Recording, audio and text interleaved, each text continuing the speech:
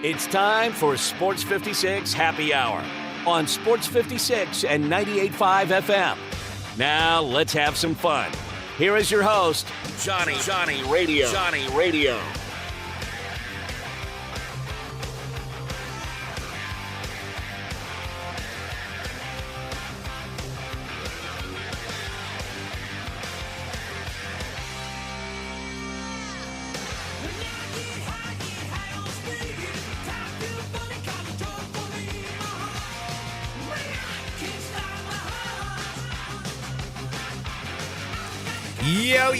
Yo. Welcome into a little Sports 56 Happy Hour. I'm your buddy, Johnny Radio.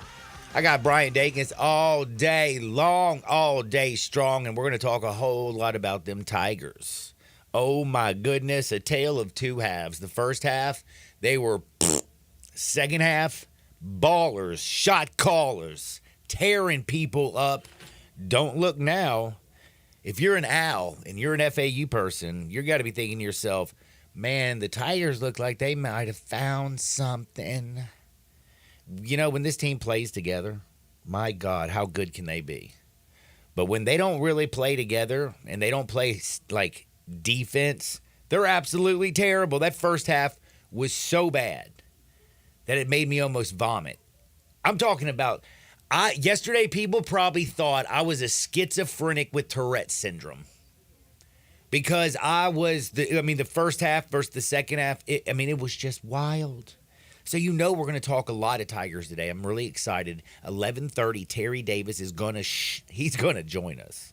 We don't need the Care Bear stare after what happened yesterday, especially in that second half. We're going to talk tons about David Jones, Javon Quinterly, Naquan Tomlin, Jaquan Walton, Nick Jourdain. Boys, they've been putting in that work. They did that business. We're going to talk about how crazy JQ's big three-pointer was right there before the half. I mean, what was that, like 35 feet? Swoosh! Cut it to 15. Like, dude, under a minute, they're down 20. Cut it to 15 and then come out of the half, to come out from the locker room and just right there erase that deficit in a blink of an eye. Andy Kennedy loses his mind, gets ejected. David Jones hits all four of the free throws. I mean, it was just, we've got so much Tiger basketball to talk about. I'm excited, especially at 11:30. We're going to jump into it. Here in a few minutes, I'm going to talk with our good buddy Bryant Dacus about what we saw yesterday, but I also got to talk a whole lot about a lot of things this weekend. You got to do a big tip of the cap. Caitlin Clark. She passed Pete Maravich. That's right, Pistol Pete. His record is gone. I have heard people say, well, Pete did it in 3 years. Bro, like, this is one of them records that I honestly didn't think anybody. I know that Pete didn't have the three-point line. I know he did it in 3 years. Pete was a bad mamma jamma. But damn, Caitlin Clark, that girl can stroke. And I also found out, I didn't even know this, she is going to be taking a pay cut going to the WNBA. She's making more than Shedeur Sanders is. Like, she is right now the highest paid athlete in college sports. Did you know that, Dacus? I don't know what we're talking about. Who are we talking about? Oh, sorry, never mind. Doesn't matter. Don't worry about it. I'm sorry, Zach was talking to me. I don't know if you know, but that's not the show that's on right now. The Zach show is not on. He can be on tomorrow at 12 o'clock. You can carry yourself. But anyway, yeah. Like what happened with what she did, and now you got me completely lost because that, for some reason, I don't know, I didn't eat a cookie this morning. I got a little PMS. But Caitlin Clark, what she did this weekend, LeBron James passing 40,000 points. There was some historical milestones that you never really thought were going to be broken, and yet you have a young lady in Caitlin Clark who's brought so much attention to women's basketball, passing Pistol Pete and making serious waves. I mean, the girl, like, if you watch this girl shoot, it blows my mind how good she was. And let's not just gloss over, they beat the number 2 team in the country while she broke the record, and she went ham. And this girl can pass. All we talk about, I feel like, is her shooting. This girl's all-around game is ridiculous. She's averaging 9. She's almost averaging a double-double while scoring over 32 points a game. Like, she's sick. The bad thing is, though, and again, I know that she's going to bring eyeballs to the WNBA. But it's like the WNBA, the time of the season as well, is also, I think, a conflict for a lot of sports fans. And it's just not as big. So, anyway, kudos to Caitlin Clark and what she's done. I got to give her mad love. LeBron James, what can you say? I know he's extremely polarizing. I know that I'm one who gets annoyed when he tries to be humble, because then he does his humbleness with these humble brags that are the most humble brags of all time. But damn, dude, to do it as well as he's done it for as long as he's done it, and for me to think of I don't think of LeBron James as like a pure scorer. Do you know what I mean? Mm-hmm. No, I mean, if we're going to be real, when it comes to LeBron James, if you had 5 LeBron James on the court, I thought about this weekend. Like, basketball is a 5-on-5 game. It is not 1-on-1. It is not just scoring. You have to play, it's a team game. And we talk about MJ and the Bulls team, and a lot of people, MJ overshadows tons of those players on that team. But dude, Tony Kukoc, Dennis Rodman, no Tippin Pippen, ballers all over the place. Great team. LeBron James has been with some great teams. But if you look at what he does well, he does everything well. He is one of the best. His court vision is ridiculous. Like, some of his passes that he makes are absolutely insane. He can play the 1 through the 5. I know Magic played center in an NBA Finals, and he could play 1 through 5, Magic Johnson. Nobody's done it the way LeBron James can do it. He can play 1, 2, 3, 4, and 5. And if 5 LeBron James, if you had a 5-on-5 basketball game, and I'll admit this, 5 MJs on the court versus 5 LeBrons, I'm taking the 5 LeBron team. Because he is physical, he can rebound, he can defend you. We saw in the fourth quarter when they were down 19, he's like, I'm going to take Kawhi Leonard in the fourth quarter, and I'm going to lock him down. When he needs to do something, and again, he broke the 40,000 plateau in a loss, which it's his team's fault, because this team, I think, is just terrible. I'm not a big fan of Austin Reeves, and he's like their third option. Flawed team. Anthony Davis is awesome while he's out there right now, and he's been out there a lot. LeBron's great. But to just say, to see Caitlin Clark pass Pistol Pete, LeBron James get something like 40,000 points, this is something that I don't think is going to be broken. And again, it's weird because I don't think of LeBron as just a scorer. I think him as the best all-around basketball player I've ever seen. MJ's my favorite. I think MJ's the killer. I think MJ's the best. He can do everything. But when you talk about physical dominance, IQ, passing, vision, defense, the ability to score inside, outside, to pretty much do everything. I mean, he's the most complete basketball player, but not only is he the most complete, he's done it longer than anybody else. And it kind of gets me back to what Kevin Garnett said last week. All I could think about afterwards, and this is terrible. But damn it, Kevin Garnett, he's not the first person that put this out there. But man, after as many years as he's been playing, and it doesn't look like LeBron's slowing down, by the way. Like, all I could think, and again, I wouldn't have thought this unless Kevin Garnett and Paul Pierce, again, and Kevin Garnett is a guy who's going to be a Hall of Famer. You don't usually say this about your colleagues, basically saying he's on that new Balco.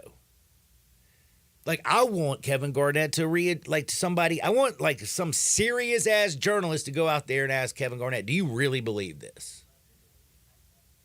I don't think it's going to happen because nobody really wants it to be true. I know I don't, because I don't want to hear all the BS. When Barry Bonds basically, that ruined, that screwed baseball up for me for a while. The whole Sosa, McGuire, the Bonds, the Palmeiro, the Balco thing, it made baseball... you had I don't know, man.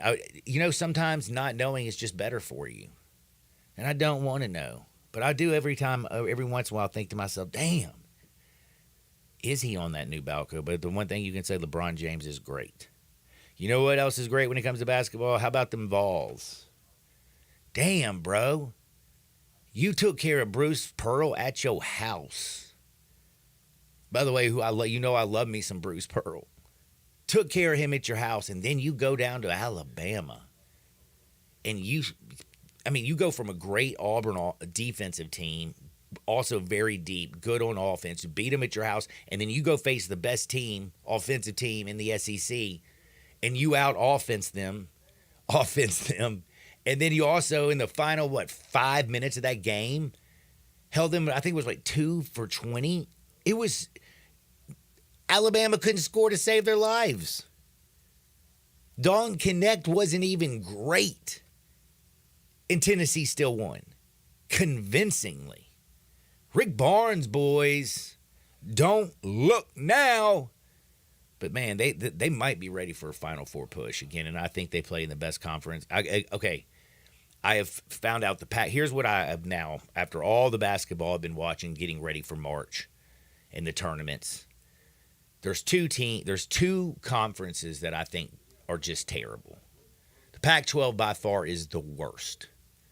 Nobody plays any freaking defense in the Pac-12. Brian Dacus, I know you don't watch nearly as much Pac-12 basketball as I do.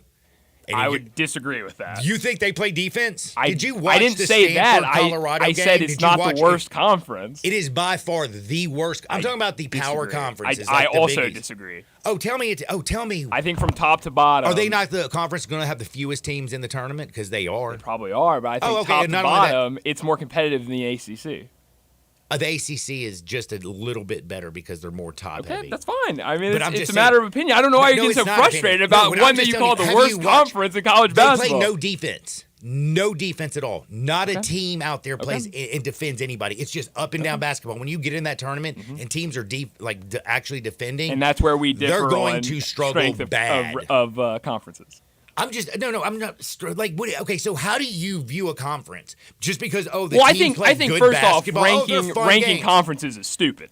But when I rank conferences, what do you mean I that's do stupid. That's what everybody does. That's what I know. That's I think it's stupid. It's called college basketball. Then you must not like college basketball. Just pay attention to the NBA. Not really. I mean, I love college basketball. I'm saying it's not really how we do the field of 68. We do it by individual teams. That's how. No, you don't. You do. So you're saying, and I'm listening to Jerry Palm this weekend on TV talking, and all these guys talking, and they're like, well, this conference is so much better, and they're talking about the Big 12. Well, I think ranking conferences, John, and they're saying they're going to get more teams in because they play a much more better brand of basketball. Right. That's called college basketball, and that's what we do to get a field. Right. But I think ranking conferences. Well, we don't care stupid. what your opinion is. It is not stupid. It's what college basketball is. Okay, John. I mean, it is what college basketball is. Okay. It's not a ranking. Okay. No, you're right, John. They have rankings every week. Right. You put the teams in the field. And we rank conferences every week. I look at the AP every Monday, and they've got the Big 12, the SEC, the Big East, and then the next week it's going to be the Big East in front of the SEC. All right, you can go back to being quiet. Thank you. I appreciate it. The point is, Pac-12 plays absolutely no defense.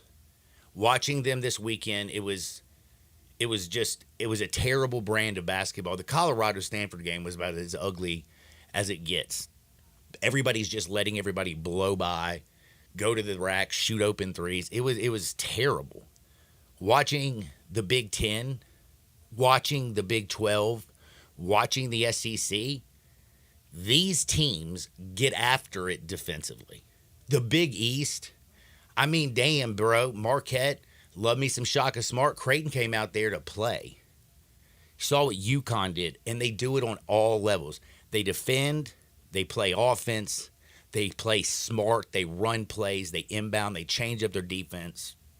And just watching what the SEC, the Big 12, and the Big 10 do, they're on such a different level compared to what the ACC and what the Pac-12 brand of basketball is. And it's sad because the ACC used to be the creme de la creme.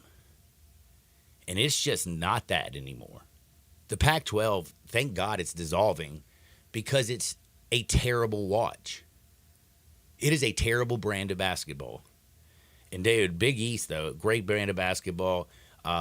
I will say my team that I'm in love with, Marquette, I'm worried about them. Tyler Kolek having an oblique injury right now at this time of the year. That is something that does not heal overnight. This is something that can take 2, 3, 4 weeks to heal. Like, that is some horrible, terrible news. Because as Tyler Kolek goes, the way they move that basketball, so does Marquette. And if he's out for if he's out for the Big East tournament, it's definitely going to have a big effect on who wins that bad boy. It's going to be interesting to watch down the stretch. I know I'm fired up, and we'll say we also have to talk a little Grizzlies today. They have a basketball game. They play Brooklyn, I think. In fact, I do not remember who they play. It's a good thing. It's a great thing. They play Brooklyn. They do play Brooklyn. 6:30 tonight. They're on the road, so they're up at the Barclays Center. That game, I do know Brooklyn is a 10-point favorite, I believe, this morning. It was about 10.5. Total was so low, I almost fell over. It was 206 points. My goodness. You don't see totals like that in the NBA very often. That bad boy is extremely low. It's the lowest total on the board today. Second lowest total, though, is the Timberwolves and the Trailblazers. And that's just because the Trailblazers are a terrible offensive basketball team. T-Wolves playing, I think, on a back-to-back because I thought they played yesterday. But we're going to talk tons of NBA. We're going to talk a little bit of Grizz-Nas. I got some really funny hardwood stories out there that are absolutely wild. We are going to get into it big time, but I have to remind you of something very important. When you get ready to go out and you look good, by the way, if the weather has not been super nice, go put up your jeans, man. Go put up all your winter clothes. I think it's time to pull out all your spring stuff. Say, oh, I don't want to pull all that stuff out. Just go buy some new gear.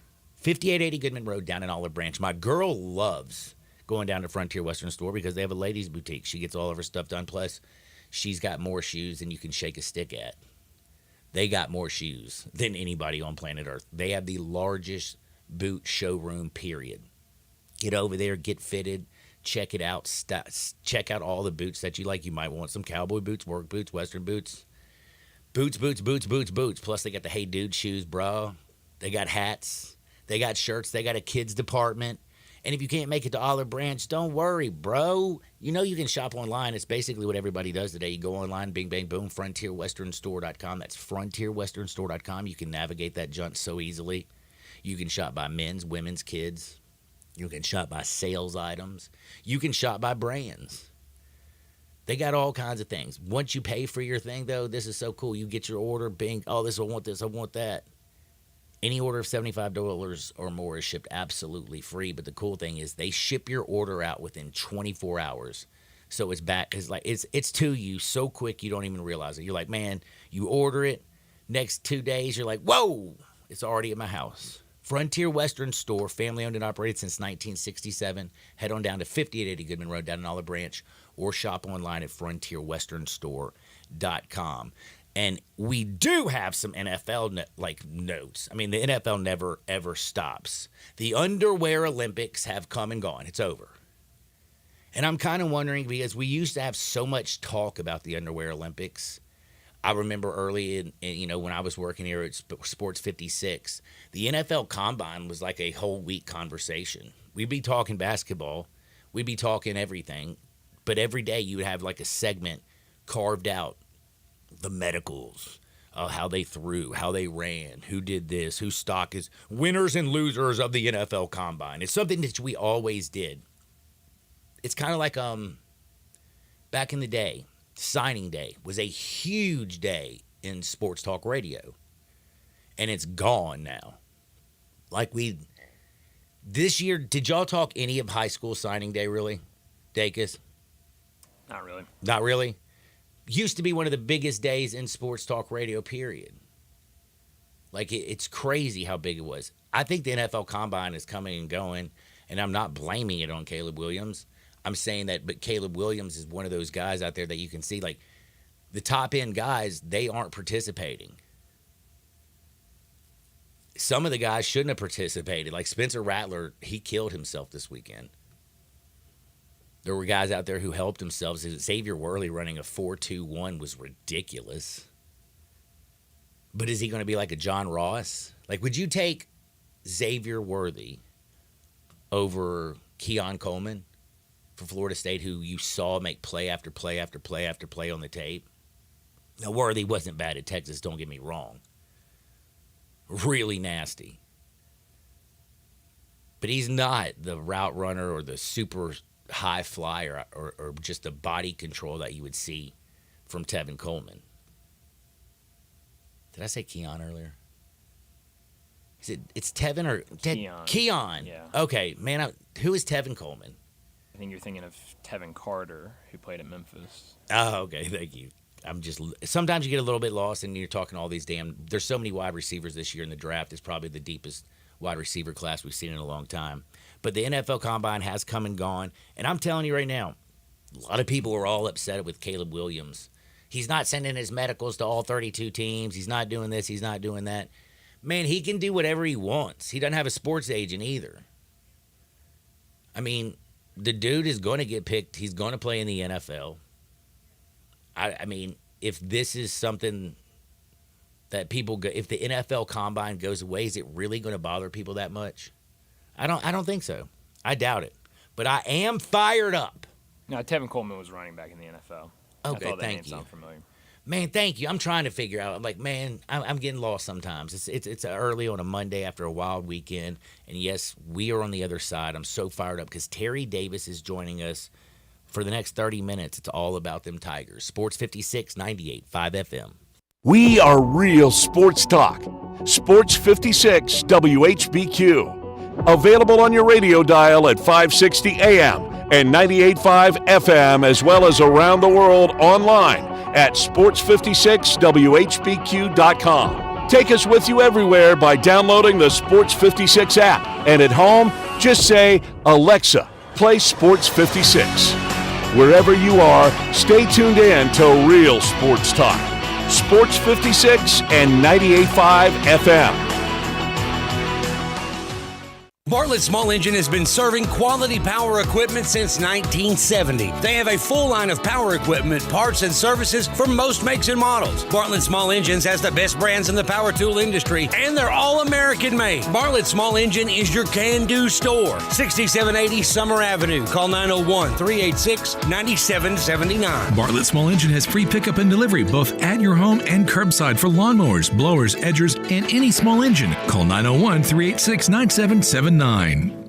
Hi, this is Scott Trout of Cordell & Cordell. If you're a dad who is facing divorce, there are extra layers of stress that may include stereotypes and assumptions. No two situations are the same. Our legal experience and dedication prepare us for whatever legal challenges we face together. You need a partner you can count on. For more than 30 years, Cordell & Cordell has represented men in divorce. Schedule an appointment with one of Cordell & Cordell's Memphis attorneys. 5100 Poplar Avenue, Suite 2932, Memphis, Tennessee, 38137. Cashback is not available on gas in New Jersey and Wisconsin. Hey, good morning. You're heading to the airport, right? Yep, thanks for checking. I like the car. How long have you been a rideshare driver? About 3 years now. I really enjoy it. Isn't it hard to make money these days with the price of gas being so high? Not for me. I use Upside, the free app that gives you cash back for every gallon of gas you buy. Wait a minute. Are you saying you actually get real money back when you get gas with the Upside app? Yep, I get real cash back every time I get gas. Does that actually add up to anything? I'll make around $200 to $300. Wow, that's serious extra cash. I'm downloading the Upside app now. Download the free Upside app now to earn real cash back every time you buy gas. Use promo code GEAR for an extra 25 cents a gallon bonus on your first tank. You can cash out anytime right to your bank account, PayPal, or a gift card for Amazon and other brands. Just download the free Upside app and use promo code GEAR for a 25 cents a gallon bonus on your first tank. That's code GEAR. Hi, this is Troy Fiveash, owner of Fiveash Roof Services. If you need a new roof for your home or business, we hope to hear from you and will work hard to earn your business. We are experts and certified in residential and commercial roofing, siding, and gutter installation. I have been serving the Memphis area for over 20 years, and now with two of my sons working with me, we plan to be here for years to come. So if you need a roof, please give us a call. On a personal note, what a great time it is to be a Memphis sports fan. With the Grizzlies and the Redbirds and 901 FC, not to mention Tigers football and basketball, it's going to be a fun year. Thanks to Coach Silverfield and Coach Hardaway and their staffs for their dedication to the student and athletes, the University of Memphis, the City of Memphis, and us fans. Fiveash Roof Services, a proud partner of the Memphis Tigers and the official roofer of the Tigers home team. Fiveash Roofing, fair, honest, and ethical. 367-0050 or memphisroofer.com. 367-0050 or memphisroofer.com. Fiveash Roofing, it's what we do. We're here for you. Ole Miss Rebel Yell is back. The Rebel Yell Hotline Radio Show is back on WHBQ Sports 56 and 98.5 FM. Every Monday night at 6, hear the latest news on your Ole Miss Rebels with Yancey Porter with 24/7 Sports, former Ole Miss defensive tackle Mike Fitzsimmons, Gordon Ford covering SEC Sports Call, and former Ole Miss baseball announcer Gary Darby. From kickoff to free throw to extra innings, your Ole Miss sports on the Rebel Yell Hotline Show right here Monday night at 6 on Sports 56, 560 AM and 98.5 FM, your Mid-South sports station. All the wisdom of the universe is in these bones. Now back to Sports 56 Happy Hour on Sports 56 and 98.5 FM. Here once again, Johnny Radio.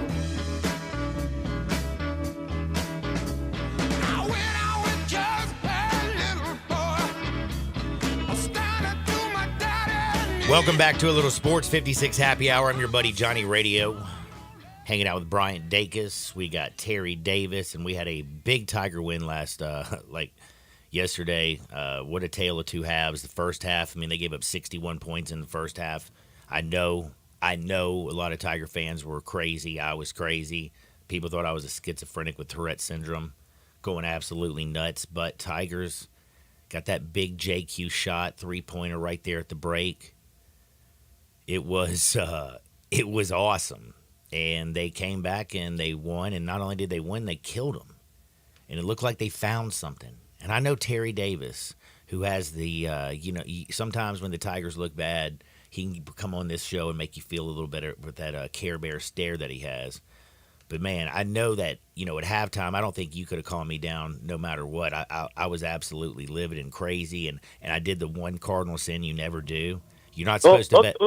You don't bet on the teams that you're actually rooting for. I usually live by that. Yes, but then all of a sudden you get a couple cocktails in you, and you're talking with your buddies about how great the Tigers have been playing, about how it's revenge and it's senior day, and then you find out David Jones' sister's in the house, and oh my God, you get all these happy, warm, fuzzy feelings, and then you pound the Tigers big. And let me tell you something, man. At halftime, I thought for sure I lost all my money. I was sad. The Tigers were terrible. And then they come out, and I haven't seen them play. That first 3 minutes of that basketball game were insane. I mean, the second half were just insane. Were they not? It was insane. You know what's crazy about it? When they cut it to 15 at halftime, I told a couple people up on press row, Tigers going to win this game. But I didn't even thought they were going to win by double digits. I didn't think they were going to win by double digits, but I didn't think they could erase also their deficit in 2 minutes and 30 seconds of the second half. I've never seen that before. They could not miss. Their defense was just filthy. And if you go back to it was, I think, about a minute and 30 seconds left. Yep, they were down 7 points. They were down. They were down 22 points. Yes, and I'm sitting here, and I'm telling you, and I'm just like, this is the most embarrassing thing I've ever seen in my entire life. Yeah, I know. I saw the tweet. Oh, it was rough. And then what they came out and did, I feel like, watch out now. Penny he might have pulled another rabbit out of his hat, but if this team, who I feel like yesterday, and I feel like they have been working toward, found out that, hey, if they play together, they are nasty, and they can run with anybody, especially when you have your five guys, Jourdain and Walton, doing all the little things, Walton up in everybody's grills on defense, Quinterly hitting big damn shots, David Jones doing everything, and, of course, just like Naquan Tomlin playing like a beast, eyes popping out of his head, fired up on every possession. Like, that's what this team is. And, I mean, I don't know, man. Now I'm feeling crazy. Like, I feel like the FAU, you better look out, because I think the Tigers are going to go down to Boca and pimp slap them. I do, too, because what has everyone said all year long? They got the talent. The best talent in this league, period, bar none. You know, and the only reason I keep telling you that they're not on the NCAA bubble watch, because the people that will only give 2 bids to the American Conference. And you know who got one of those bids? Going to be FAU, because they like the darling. They love FAU because it's a nice little story, and it's South Beach and all the money down there in Boca. And the other one is South Florida, because they get the automatic qualifier for winning the conference. But the automatic qualifier don't automatic qualify for that. They just a placeholder until they get to the tournament. Mm-hmm. Okay, and so this is where Tiger if fans South Florida, though, somehow doesn't get in, I will be... Oh, they would not get in. I promise you they would not get in. You really think so? They would not get in. Their metrics are worse than the Tigers. And the Tigers I know, but they've won every single game since... So did Florida State. That's a good point, but Florida State, there was only 4 spots, and they did lose their quarterback. And there's only 2 spots allowed. South Florida ain't lost anybody, man. Okay, check this out, Johnny. This is who the Tigers fans need to root for this week. They don't. They want to root for SMU when they play UAB, and they want to root for Charlotte when they play whomever they play, because you want Memphis to finish 4th, and Memphis can finish 4th by 2. It's like 2 or 3 scenarios, but the best way is for them to win on Sunday, and for SMU to beat UAB, because Memphis and SMU will be tied, and Memphis and SMU will flip. The Memphis will stay at 4, and SMU will go down to 5, and they'll raise up from 6 to 5. So you want to be 4, and the reason you want to be 4 and not 6, the bye, other than the bye, is you play all your games in Fort Worth in the daytime, versus being a 6 seed or a 2 seed. You play all your games at night, except the championship game, which give you only a 12-hour window to recover. Whoa, you have looked at this. I've been covering this tournament for a while, so that's why you want Memphis to be no worse than 4th. You don't want Memphis to go all the way up to 3, because you go up to 3, you play the night session on Friday night, the night session on Saturday night. So we're rooting for Charlotte then to beat Rice in East Carolina. Yes. So we're not okay. So we're not rooting against Charlotte, because that's one of the big things that I had. You just now corrected me, because I was like, man, if East Carolina, you want Memphis to finish 4th. Period. All right. You don't want Memphis to finish 3rd. You want Memphis to finish 4th. Interesting. I'm glad you told me that. However it takes to get there, right? However it takes for Memphis to get 4th, then that means about 2:00 on Friday. That's when Memphis, if they play in the 4th game, they'll be playing 2:00 on Friday. If they in the 5th seed, they'll play that night game on Thursday night, which, I ain't gonna be there, so they'll be there. They'll be like UTSA or something like that. Mm-hmm. The worst team to beat. But they'll play Friday afternoon, and that's what you really want. All right, let me ask you this, though. So Tigers, if they, like right now, because you're looking at your crystal ball, you know this, you've been covering it forever, if the Tigers do beat FAU in Boca, yes, get to the championship game, what are their chances? Not win the automatic qualifier, but get to it. What are their chances of getting in the tournament? If they beat FAU, because Lenardi went on national TV and said, Memphis is my next 4 out. And he pretty much opened the door and said if they get a championship game, they could get an at-large bid, because by that time they have 26 wins. And they will have, I think 5 or 6 quad 1 wins. Well, that does But feel my thing is, I say just get win Dallas. the damn thing. Yes. Well, right now, take it all out. And pray that they don't send me into the Tigers to Spokane, Washington. Anywhere but Spokane. Well, right now they're on a 4-game win streak. They've taken care of Charlotte, FAU, East Carolina, and then Andy Kennedy's boys yesterday in dramatic fashion on Senior Day. I do want to go back to yesterday's game. The emotion in the stands was insane. The first half, I had a buddy of mine sent me a text and said, Ole Miss, Memphis, NIT, you think they could maybe play each other in the championship? You know what I mean? Just busting my chops. I don't think Memphis. One thing about the NIT, you got to realize the NIT is you make money from ticket sales the first couple of rounds, but Memphis won't play the first couple of rounds here, because you know what's going to be here during that first round of NIT. NCAA tournament. Mm-hmm. And I think Penny will say, look, we don't want no another NIT championship. We done. They feel they one of the best teams in the country. And I don't think they need the money right now, because the program's not, ragging for money. So I think they would turn it down like North Carolina did last year. Well, I don't want to. I was getting those texts though. What I'm saying when it was 61 first half points by UAB yesterday. Second half, nobody sent me those texts and tweets.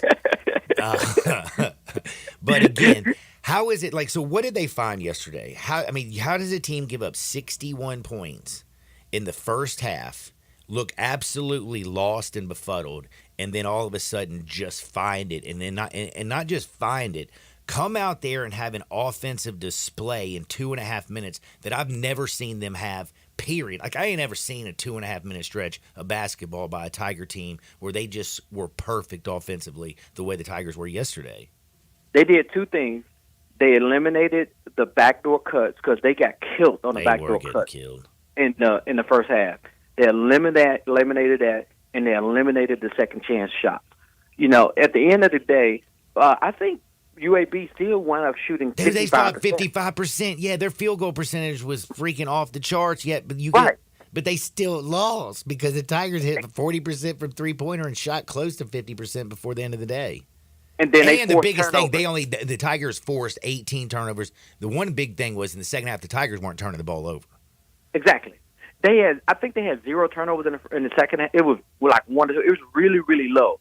Because they had it was really, really low. 9 for the game, and I think it was like 9 for the game. I think 7 in the first half. 7 in the first half, yeah. But UAB, they forced UAB to turn the ball over, and then when in that first 5 minutes, after Kennedy got kicked out, they took another 2 minutes, and they just took their hearts away from them. They just took their hearts away from them, and they knew they were going to get beat. And the student section up there got quiet up there, the UAB student section, which was kind of cool. Well, holding UAB in the second half to 26 points after giving up 61 in the first half, like it just doesn't – you can't do that going forward. But I think they did find something in the second half, hopefully in that locker room. Obviously, Penny, JQ after he hit that three-pointer, David Jones, him, heck, Penny. The Tigers walked off the court at intermission, and they looked confident, which I found absolutely hilarious at the time. And then, obviously, they really did find something. I mean, what clicked? Yes, it's just they knew that they were the better team. They knew that if they could stop them, from the second chance points, and I think they had 7 3-pointers or 8 3-pointers in the first half, and they only made 1 in the second half because they didn't get a chance to put the ball up. They was turning it over. Jaquan Walton, earlier, I mean, he couldn't hit the broadside of the barn yesterday. He really couldn't. But but his free throws were in. You talking about what'd you say now? Who? Oh, I said Jaquan Walton couldn't hit the broadside of the barn yesterday. Rebounds. But I was going to say him defensively. He was locked in like he was a freaking pit bull out there on defense, man. Also, like you said, he grabbed 13 boards. I mean, he's now found he kind of remember complained a little bit about he's always been a scorer. Well, man, now he's realized he can be a lockdown defender, and I think he's taking on that role and he's running with it. And you can actually make a lot of money in the NBA being a lockdown defender. Now, you can score at will if you want to in the NBA because it's easier to score in the NBA than it is in college. But because, the lack of with the spacing. But if you can be a lockdown defender on the wing, what they call it, a 3-and-D guy that everybody looking for? Yep, you'll make him damn good living. David Jones is going to make a pretty damn good living. People keep saying he's like James Harden, can just score, puts the ball in the hole. Come on, David Jones? Yeah. I don't see it. I don't either. I don't see the James Harden thing. Plus, you don't have the beard, man. Yeah, no, I just don't see him because, one, Harden, he gets a lot of his stuff from the free throw line because he's a creator, but I don't see it. I think he's a scorer. And, since he's not been turning the ball over, he has really raised his stock because that's one of his biggest problems is being a ball handler and making bad decisions. So, and he's not making a bad decision that he used to make early in the season. He made them in the first half yesterday, and it's like finally something clicked after he got that damn But he didn't have the turnovers, though. No, in the first half, he had, like I swear, in the first 10 minutes of that game, I know he had 2 or 3. Yeah, but and then the rest of the game, he was had good. 6 and 9 turnovers in a game. You're right. Remember those games? Yes, I do. I remember. I take 1 or 2 and 32 points every day of the week and twice on Sunday. How big is Naquan Tomlin? His demeanor on the court, his energy. I starting to love remind me of Dre, bro. Man, you didn't listen to my Friday show, obviously. I went in on Malcolm. I love Malcolm, but I don't know why. Naquan, he getting those extra minutes, man, and he's making the most of it. He's playing better than he's played at Kansas State last year, and he was playing great at Kansas State. He had back-to-back career games, back-to-back games. Dude, he had 28. Wasn't that his career high? Yes, and his previous career high was in the last game against Charlotte. 26, yeah. Dude's been going, or 20, I can't remember how many, which was, it was something like that, yeah. Yes, it's crazy. It's crazy. This team right here, man, is Dr. Jekyll, Dr. Hyde, and they have put together an impressive resume with their postseason tournament, even though the teams that they beat are faltering.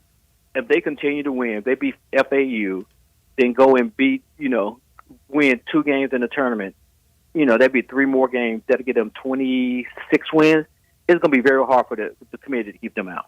Is Jordan Brown going to, I just have to ask this because, again, like he played a couple minutes yesterday, like 5 or 6. When he comes in, and again, Malcolm right now doesn't look like he's coming back, and I know Malcolm's better than Jordan Brown, but are we ever going to get anything from him?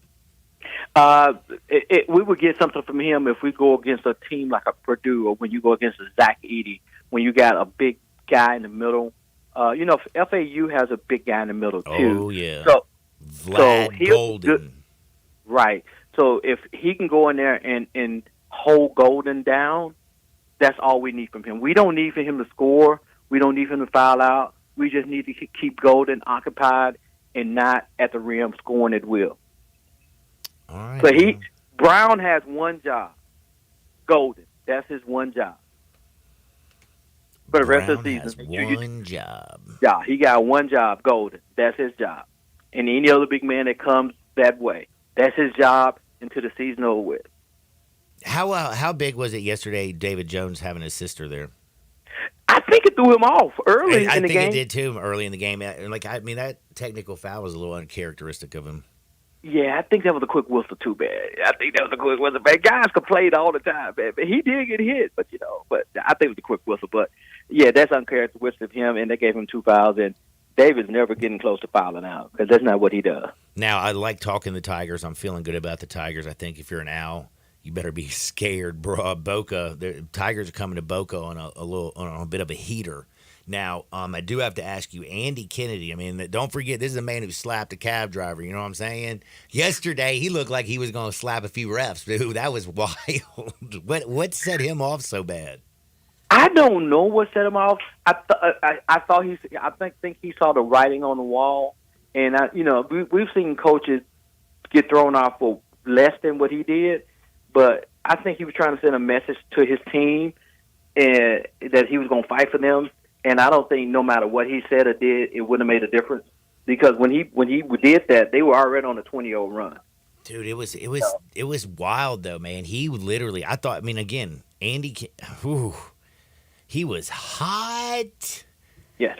Yeah. Hot. I will tell you though, man. Like if you're a coach and you're up by 15 at the half, and you come out and you see your team play that bad the first 2 minutes of game, and they completely erase a lead, I'd be a little hot too. And I do think. From his angle, he really thought it was just an egregious foul down low.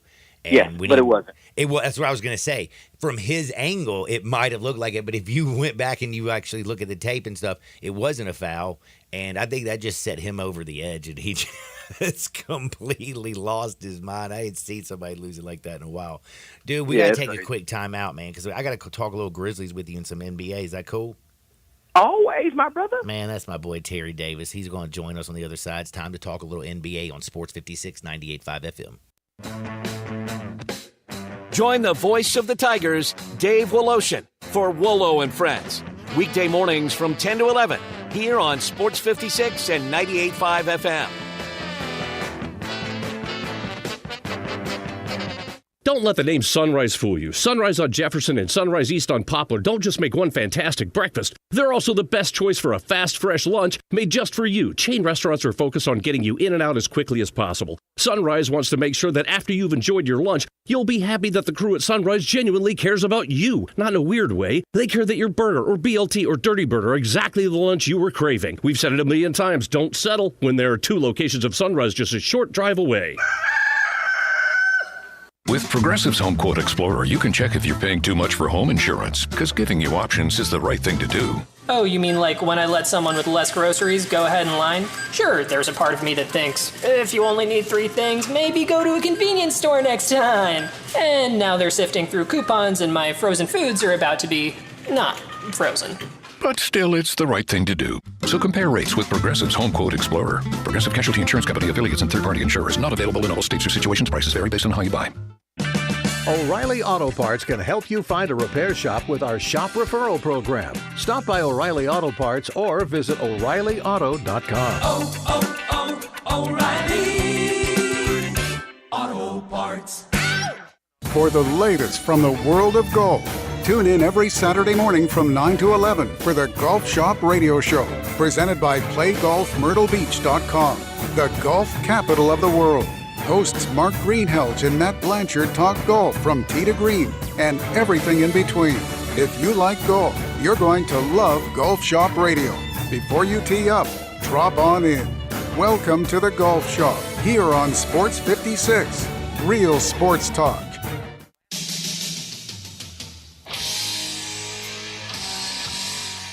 Now you want to get nuts? Come on, let's get nuts. Now, back to Sports 56 Happy Hour on Sports 56 and 98.5 FM. Here once again, Johnny Radio.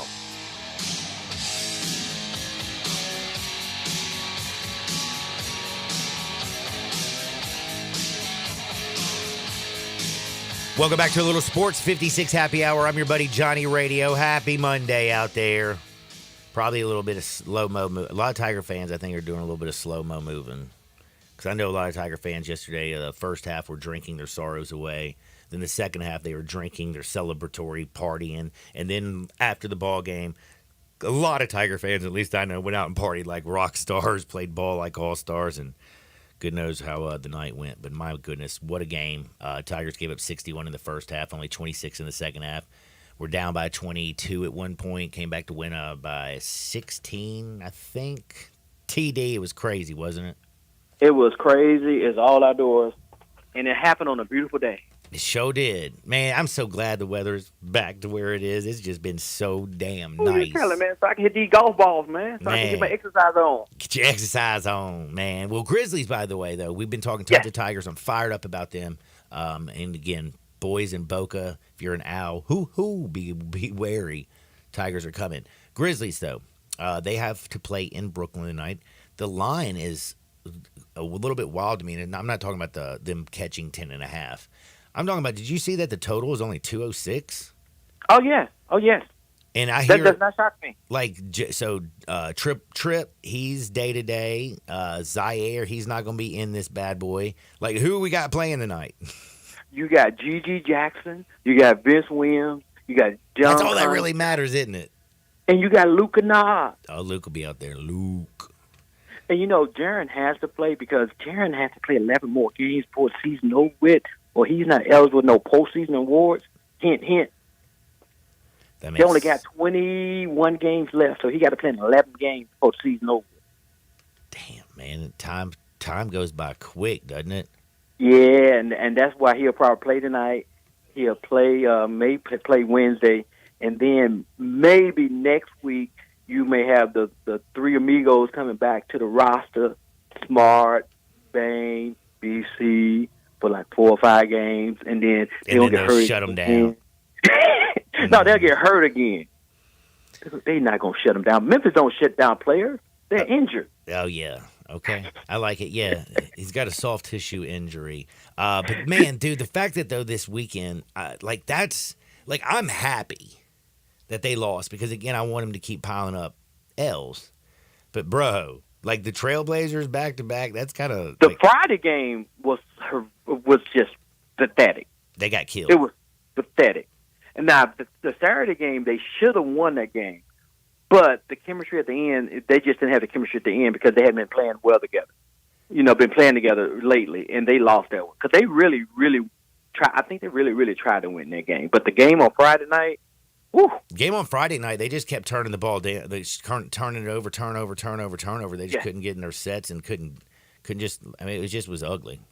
Yeah, it was ugly. The game Friday night. By the way, though, but Jake LaRavia went off. Yes, Jake did. Then he immediately got hurt on Saturday. Well, he didn't get hurt. He just didn't play as well as I thought he would play. Yeah, he went from scoring 21 points to only 6 points. He went from playing 26 minutes to only playing 14 minutes. But the thing about the Grizzlies that I like looking at is two things that really intrigues me is what you're gonna get from G.G. Jackson every night, and what are you gonna get from Lamar Stevens every night? Because I think Lamar Stevens, he's on his, he's the guy that came in from Boston, and he's on an expiring deal. I think he does a lot of little things that those former Grizzlies players used to do that doesn't really show up. But I think he'll be a valuable asset to hang on to. But I don't know if they will or will not, because I don't know if they see that I don't know how they value his value. If you know what I mean. Yeah, I feel you. Now, I'm tired of talking about the Grizzlies just because they've lost 5 straight. They're in the bottom. I'm looking forward to the future. Great. But bro, when I look at this West, there's so much going on. I mean, Shea in Oklahoma City, Chet, the things that they're doing, ridiculous. The T-Wolves, though, they got the great record. They've lost a couple in a row. I don't know if I can believe in a postseason where, Rudy and Big Cat both be out there. Just don't feel it. The Nuggets scare the hell out of me because they are the defending champs, and Jokic is that dude. The Clippers, it's like, I'm scared of Paul George, Kawhi Leonard, and like all the things, but it seems like, I don't know, the Clippers aren't playing all that great. Pelicans are real good. Do you believe in the Suns? By the way, Kevin Durant, he's never won jack outside of Golden State. They had them squads. That's not true. He went to the Western Conference Championship with OKC and lost. But he went to the Western Conference Championship. That ain't NBA Finals. I'm just saying. How many times Memphis been to the Western Conference Championship? Man, let me tell you something. They still living off that. Yeah, we went once. Got swept by San Antonio. It was terrible. Oh, hell, I don't even like to talk about it. It was so ugly. But like that, and then I watched the Warriors yesterday, which was crazy. Mm-hmm. Holy hell! The Celtics beat them boys. What was the fight? I quit watching when they were up by 40 points. 140 to 80. It was 88. It was crazy. They got beat by 52 points. I got to look this up actually. 52 points. Is that what you said? Yeah, 52. 140 to 88. I think that's the third time the Celtics have won by 50 points this year. Yeah, but it don't mean a thing until what? You get that ring. Exactly. It don't mean a thing if you ain't got that ring. Just ask Charles Barkley. Back to the West, I feel sorry for the number 1 seed that's going to be coming out, either Oklahoma City or Minnesota, because you know they're going to wind up facing either Golden State or the Lakers. Yeah, you're probably right. I can't believe the Lakers lost the game when LeBron breaks the 40,000 record. Isn't that weird? Yeah, that's what they do. Yeah. They win a game, they lose a game. They are just an average team. Obviously, Go ahead. I was going to say, obviously, though, records are made to be broken. That's the truth. But the 40,000. I mean, do you know there's only 7 players that have scored 30,000 points? Yeah, that's like. I was listening to Shannon Sharp actually talk about this. He says that's like 0.00014% of the NBA has scored 30,000 points. Ain't nobody but LeBron got to 40. That seems almost insurmountable, like Cal Ripken's games played. Right. But with the advent of the three-point line, because he played his whole career with the three-point line, and with these young guys jacking them up like that, I think if Steph Curry plays another 6-7 years, he could easily get to 40,000. Well, LeBron, dude, but if LeBron don't look like he's slowing down, Holmes. Yeah, but he might not look like he's slowing down, but trust me, he is slowing down. Dude, I watch him I watched a 19-point fourth quarter where he shut down Kawhi Leonard, man. I don't see much. And that was a great game, too, man. The Lakers-Clipper game, that was a great game, man. I had fun watching that game. I did, too. I have to admit, man, he's just nasty. He is nasty. By the way, Caitlin Clark. Man, she's a joy to watch. Not just her team. I love the way they play. And they would not win a national championship, but I'm going to be rooting for them through the tournament because they have a really good team. Dude, you know, the only reason they won't win a national championship is because nobody's beating South Carolina, bro. Exactly. And Like they ain't got nobody. they got no stars. They got 0 stars. It's wild, man. It is wild. Hey, TD, man, I appreciate you so much. What you got going on this week over the Tri-State Defender? I'm trying to figure a way to get the Boca on Friday night, Saturday morning. You know, I don't know how I'm going to do it, but, you know me. I'm going to wind up. You're going to get it done. I know you're going to get it always. done. You always do. Hey, man, be blessed. Be good, my brother. And look, spring baseball is a great baseball, so watch it. Dude, I've been watching spring ball when I leave work every day, bro. You know I'm excited about that. Be easy, homie. Man. Hey, and your Reds are going to be pretty good this year, right? Yeah, they're going to be good, just like them Cardinals. Talk to you later. Later. That's Terry Davis with a shot on the way out. Taking a quick timeout. We got Hardwood because it feels so good. And we got to talk about Big Monday. Sports 56, 98.5 FM.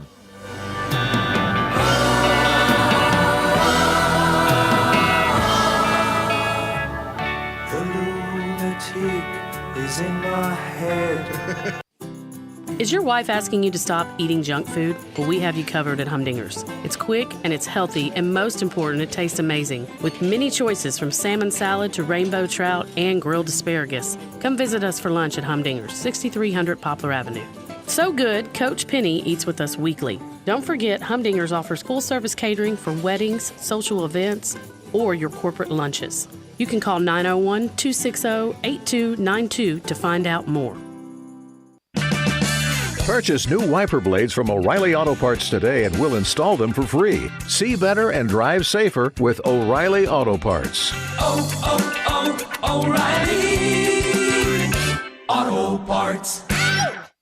Make your next grill your last with the Big Green Egg at East Memphis Ace. Smoke, bake, roast, sear, and grill, all with a lifetime warranty. Ready to cook in only 15 minutes with cook temperatures below 200, above 700, and anywhere in between. Change your at-home cooking experience for life with our unmatched, authentic wood-fired grill flavor that has our customers raving. Get your Big Green Egg and all our accessories at East Memphis Ace on the corner of South White Station and Quince Road. Without the ones like you, who work tirelessly to keep things running, everything would suddenly stop. Hospitals, factories, schools, and power plants, they all depend on you. No matter the weather, emergency, or time of day, you're the ones who get it done. At Grainger, we're here for you with professional-grade industrial supplies. Count on real-time product availability and fast delivery. Call, clickgrainger.com, or just stop by. Grainger, for the ones who get it done.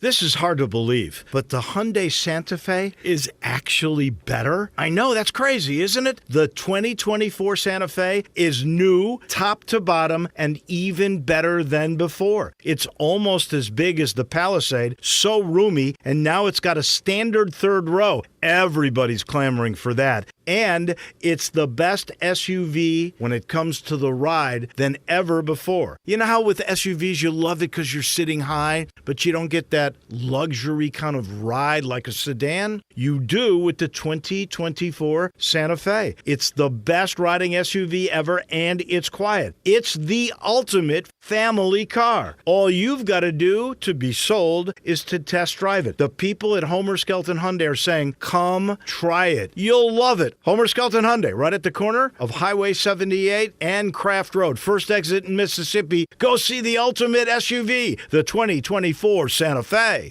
We are Sports 56, WHBQ Memphis, and W253DF Memphis, Flynn Broadcasting Stations.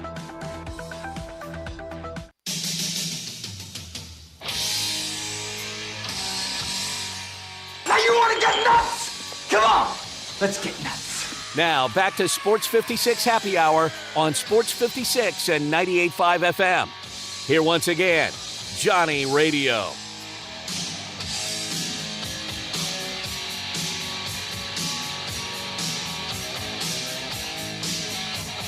Welcome back to a little Sports 56 Happy Hour. I'm your buddy Johnny Radio. Happy Monday, everybody.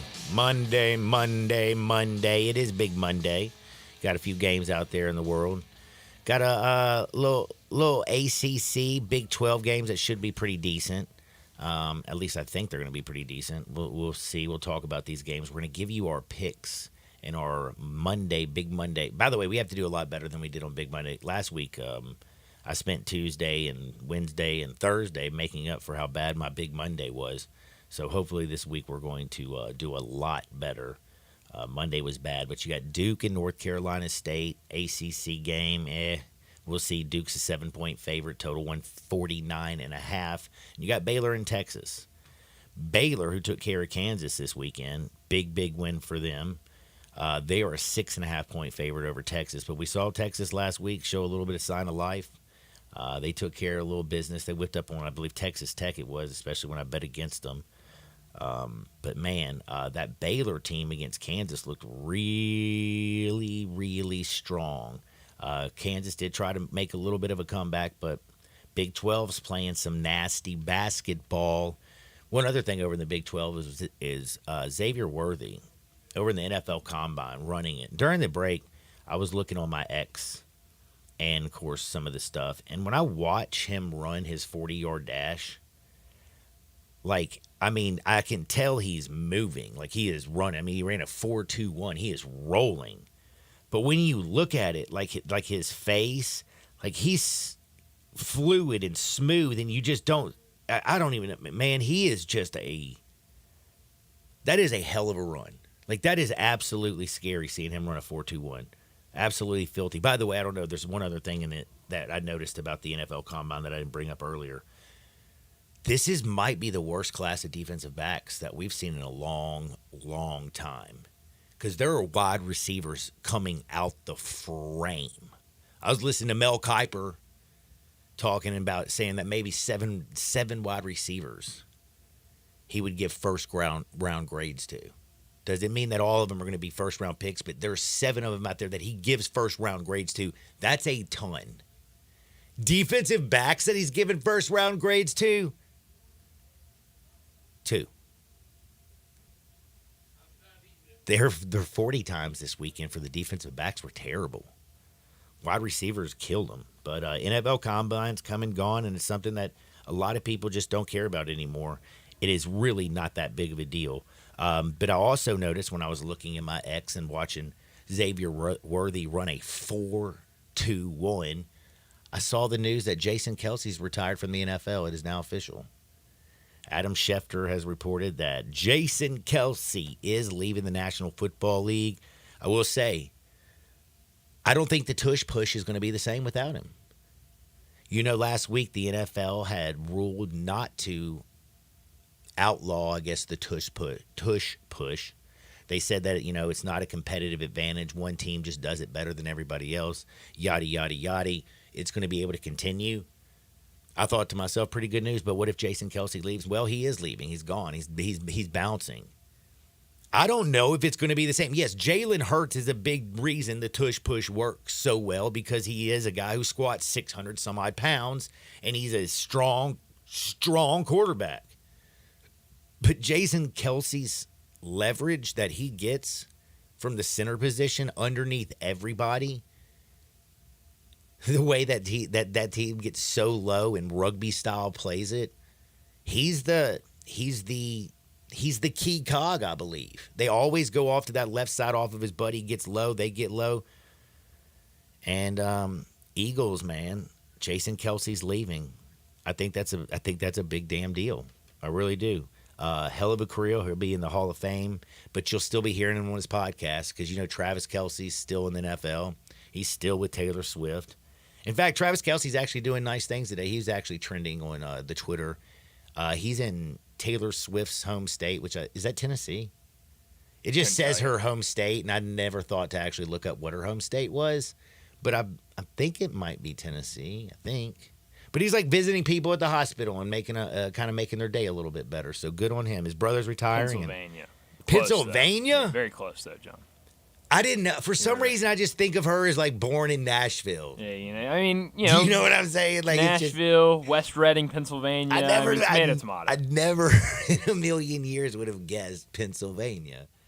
But she does live in Nashville, doesn't she? I couldn't tell you, John. Pretty sure. Because I think a lot of them singing stars live up in the Nashville area. A little bit other NFL news. Did you see Mike Evans now? He can actually retire as a Tampa Bay Buck. He's got a $52 million 2-year contract extension. He will not be a free agent. That's huge for this Bucs team. I mean, Mike Evans has been awesome. And when you think back to Mike Evans, I always think back to the Texas A&M, Johnny Football. And Johnny Football was that big, big star. But, dude, Mike Evans was a beast on that Texas A&M team. And I know Johnny Football overshadowed him, but look at the career that Mike Evans has now put up. My man is going to be in the Hall of Fame. He's one of the best Bucs wide receivers of all time. And I'm glad that he got that extension. And I'll tell you one thing, Baker Mayfield, who's going to be back probably as their quarterback, is probably glad too, because Mike Evans is that dude. We've talked a little this, we've talked a little that. We're going to talk a little NBA action, some college basketball, and all that fun stuff. But right now, I got to go back to college basketball and what I saw this weekend. And again, I love gambling on basketball. I love watching it. I think it's tons of fun. The women's game's still been a little bit better to me. But on Saturday, I watched that South Florida basketball game against Charlotte. And I was talking with Terry Davis on the other side. And they are in the top 25. And by the way, did the top 25 come out again? It's 12 o'clock on a Monday. I hope so. If not, we're in trouble. South Florida, they're still where are they in the top 25? 24. They moved up one. They moved up one spot. I can't imagine them leaving South Florida out like Terry Davis said. Do you find that crazy? Because when I watched them play again against Charlotte, and I've been watching a lot of South Florida football because basketball. Did I say football? Did I say football? You did. I didn't even know I said it. I've been watching tons of basketball. I ain't watching their football team.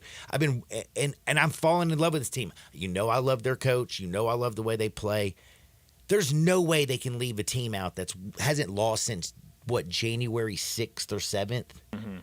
That's a team that has just been rolling, and they're 15-1, 22-5 over the season. And I know the metrics don't like them, Dacus, but if you're in the top 25, you win your conference, and you win a couple games in the tournament, how can they leave you out?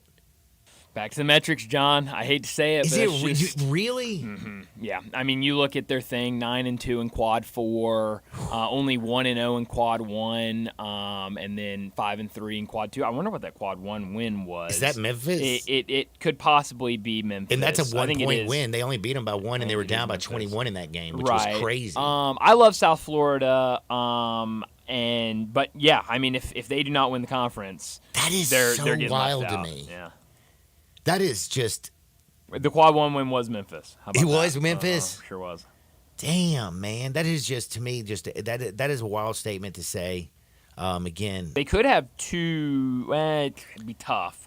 Florida Atlantic's 35 right now. If they get into the top 30, that would also be a quad 1 win. But with only a week left, a lot would have to happen for Florida Atlantic to jump that high.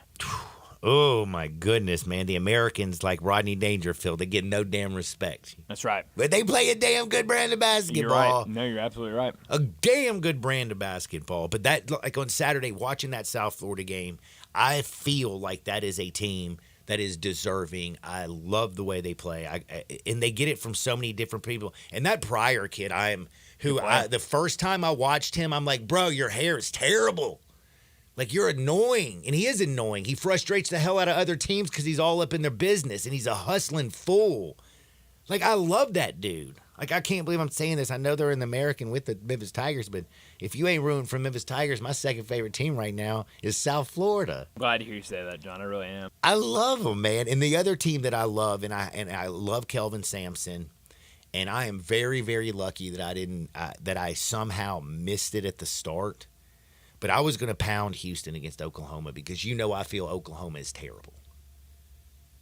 That Oklahoma-Houston game on Saturday was buck wild. I mean, back and forth heavyweight fight. Oklahoma was making it rain from the three-point line. Their fans were crazy. But Houston is steady Eddie. Shed was banged up, had a big old brace on his leg over there, wouldn't have a good game, was in foul trouble, missed a whole 6-minute stretch, and then comes in there, drives to the rack, goes up, misses it. Oh my goodness, Oklahoma gets the rebound. Not so fast, my friend. Shed takes that joint, hits the ball, hits it, runs off the court like a maniac.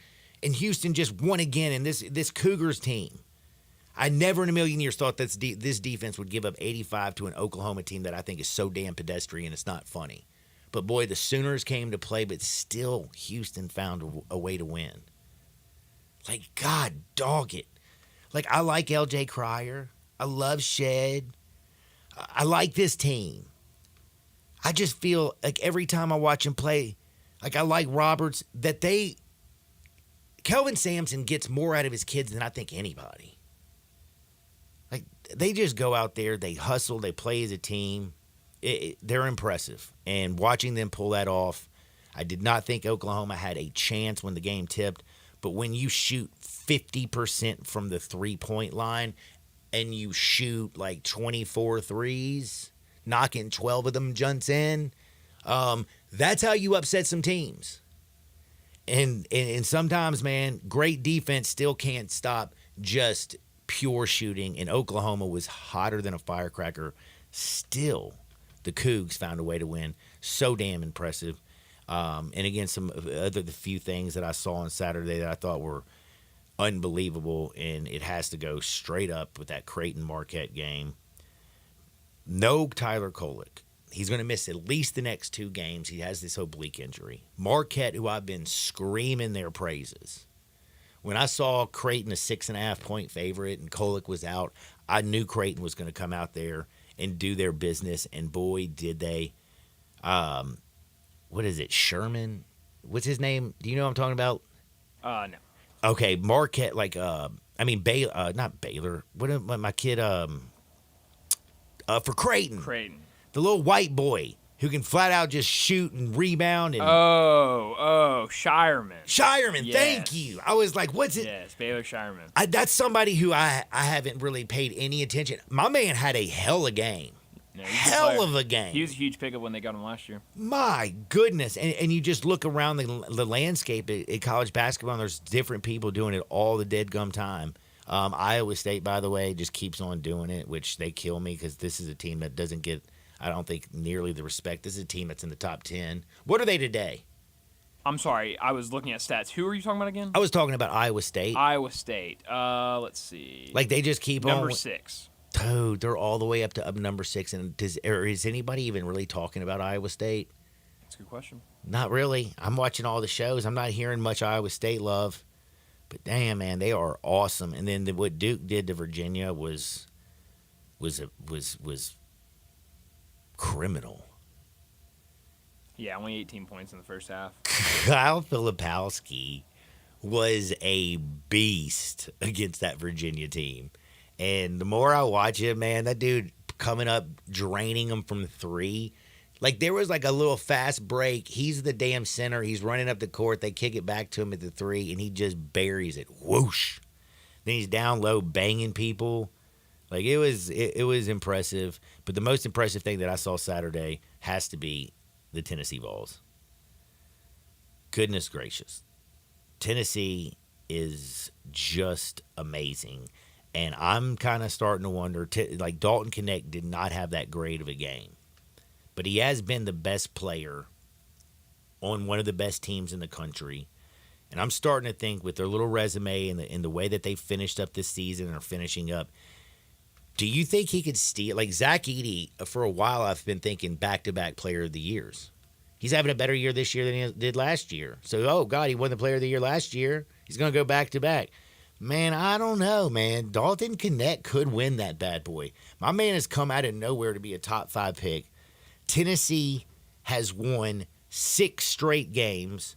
They just rolled through Auburn and Alabama last week. They got South Carolina and Kentucky left. And if they beat South Carolina and Kentucky and finish the season on an 8-game stretch, mark my word, my friends, Tennessee's going to get a number 1 seed. Oh, yeah, I think that's very possible. Oh.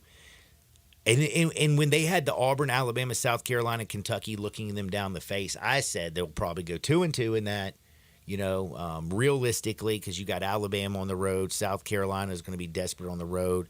Auburn's coming into your house, and Bruce Pearl wants to beat you so bad it's not even funny. And then Cal and the Wildcats, who got so much depth and can score so many different ways. Like there's 2-2 is realistic.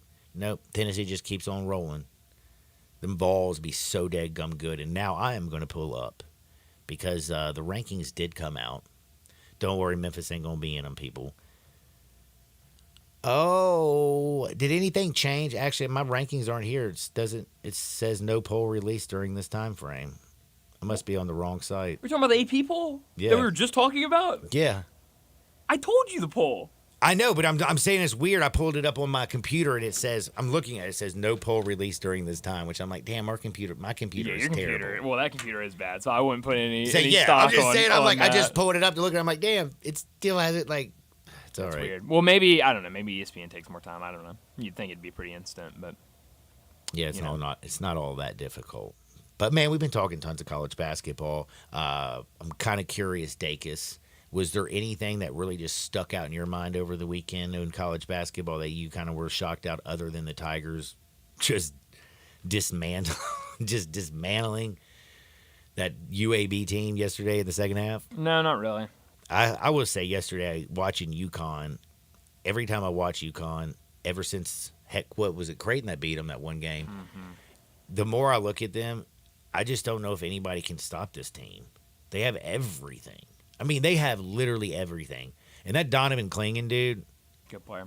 does everything. I mean, the whole team just does everything. I don't even know. Like Castle, that dude can flat out shoot like nobody's business. And another thing, though, that I did notice over this weekend, did you watch any of the Colorado game? The one last night? Yep. I did not, no. So the Buffs, Colorado, they have...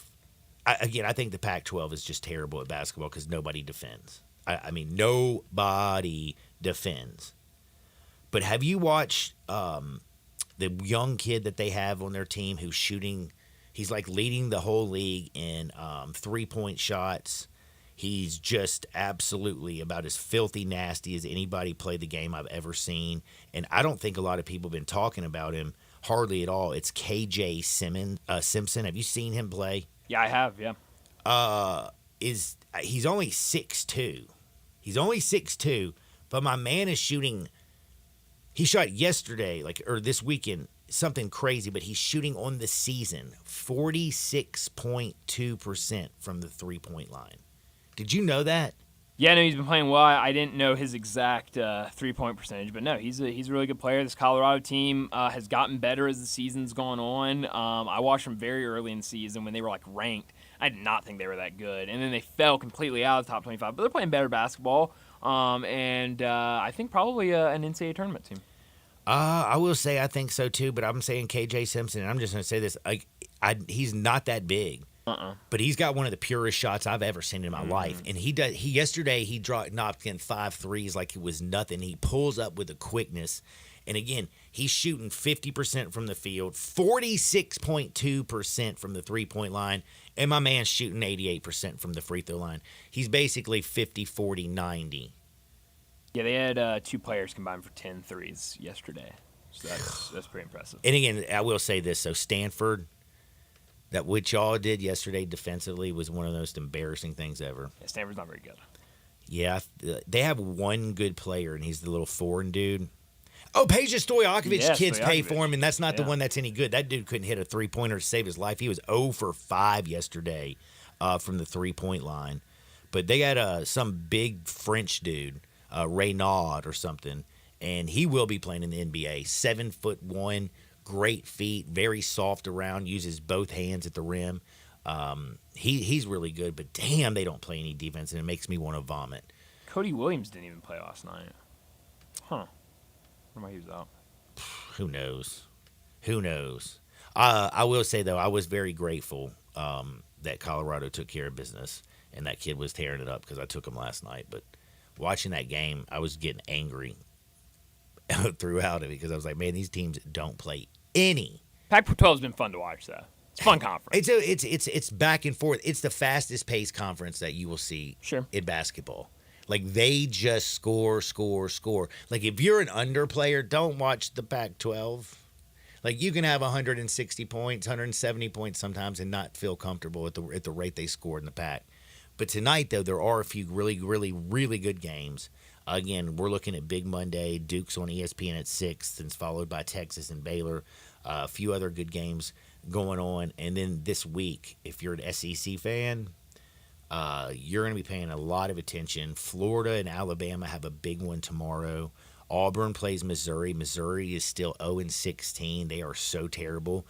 Auburn is going to be, I'm guessing, 20-some-odd point favorite over them. They're nasty. Ole Miss barely survived. Did you see how embarrassing of a performance Ole Miss put up this weekend? I did. God, dog. I will say the good thing about Ole Miss is they did beat Iowa in baseball 2 out of 3 games. Right. Iowa's been struggling. And Iowa, by the way, that was a top 25 team, so. Yeah. Not anymore. But I'm just saying they were. So it felt good. They came into the weekend like, I think like 1-3 in the last 4 games. Well, the way Ole Miss lost the first game on Friday night, man, come all the way game back. Was crazy. That was tied in the 9th. Yeah, that game was crazy. 6 runs. We had the over in that game. We loved that. Oh, were you dancing? I know. I mean, I was doing one of your dances, John. You doing a little tap of the head, a little dance action. That's right.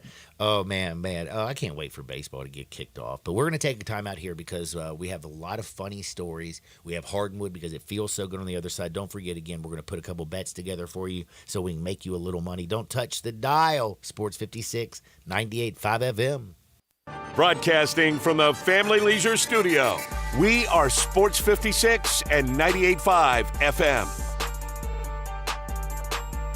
Hi, folks. Bob Burkhammer for Sunrise Buick GMC Truck. What a great time to buy a new or used car or truck and save money at Sunrise. The largest selection in over a year, over 500 new Buicks and GMCs to choose from, an $8 million used car inventory. See them all at sunrisememphis.com. Factory rebates up to $6,000 and Sunrise discounts high as $10,000. Immediate financing available with loans low as 0% on select models. Cars and trucks under $10,000. When it comes to selection and savings, it doesn't get any better than this, partner. Come on in and save some money at Sunrise. Coming to Pike, Wolf Chase, and Collierville. Wendy's new breakfast 2 for $3 Biggie bundles let you create your own delicious combo. Choose from a sausage biscuit, egg and cheese biscuit, small seasoned potatoes, and a medium hot coffee. But it's obvious which combo's the best. Sausage biscuit and small seasoned potatoes.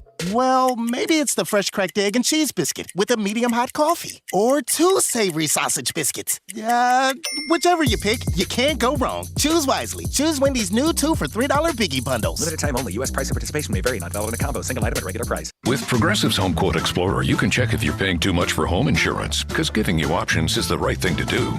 Oh, you mean like when I let someone with less groceries go ahead in line? Sure, there's a part of me that thinks, if you only need 3 things, maybe go to a convenience store next time. And now they're sifting through coupons and my frozen foods are about to be not frozen.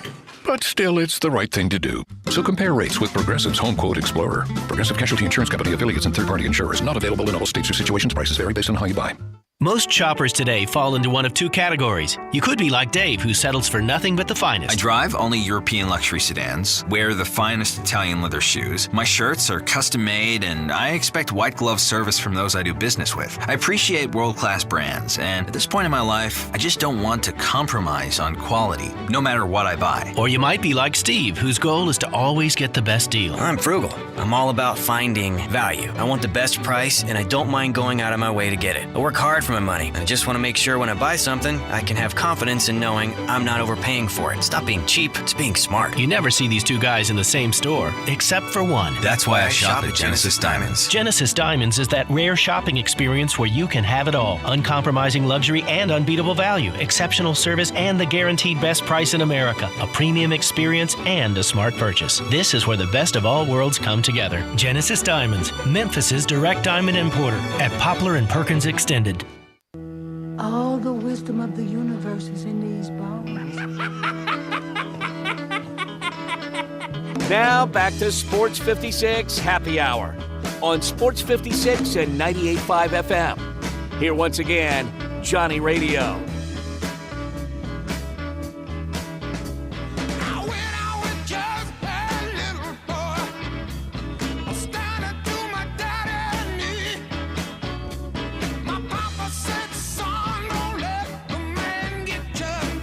Welcome back to a little Sports 56 Happy Hour. I'm your buddy Johnny Radio, hanging out with Dacus. Thank you to Terry Davis. We talked tons of Tigers earlier. Tigers had the best second half I've ever seen them play. Maybe the worst first half. I was going to say they had the worst first half I've ever witnessed, giving up 61 points to UAB on senior day at home in front of the fans. Down 22 at one point in the first half. Couldn't walk and chew gum. John, you weren't at the game yesterday, were you? No, I had baseball yesterday morning. That's why I can't walk, if you can't tell. Is that also why you were a little aggravated to start the show? Probably. I didn't say I wasn't a very emotional creature. I'm hurting, by the way, bad. Well, I'm sorry to hear that. Did we have a game or just practice, or have we started the season? We had two practice games. I see. A little scrimmage action. And anyway, yeah, I'm broken. So, John, I was at the game yesterday with my buddy, and so early in the game, Memphis is struggling, and they, how during, timeouts, they'll, whip the camera around, show different fans. Woo! Everyone loves to be on the Jumbotron. So I looked down at my phone, because I was just going to check Twitter during the break or whatever, the timeout. And I'm looking down at my phone, and early in the game, when UAB was doing something good, you would hear this kind of loud pop of UAB, almost like UAB fans, but looking around, there were not many UAB fans there. Usually you have a good, right behind the bench, you'll have a good couple of rows of fans, and they'll get noisy sometimes. But UAB didn't have that yesterday. So I was like, where's all this noise coming from? But I was like, maybe they're just all spread out. I had a UAB guy sitting behind me that was a really cool guy. And so I was like, maybe they're just spread out around the forum, and that's why it sounds like that. So I'm looking at my phone during a break, and they're, doing the camera around, and all of a sudden, the arena erupts in boos. You would have thought, they just showed somebody that everyone hates. And I was like, what just happened? So I look over at my buddy, I'm like, why did everyone just start booing? And he was like, oh, there's a big group of UAB fans here. And I was like, where? There are no UAB fans here, or at least none in a specific group. I was like, maybe they're below us. And he goes, no, they're up there. And I had seen this group at first. There was this group at the very top corner of FedEx Forum. And they were all wearing neon green shirts. So I just assumed it was a club or a church or a team or something like that. But it was 4 or 5 rows, a whole section full of UAB students that had rode a bus all the way up here from Birmingham to watch the game. And let me tell you something.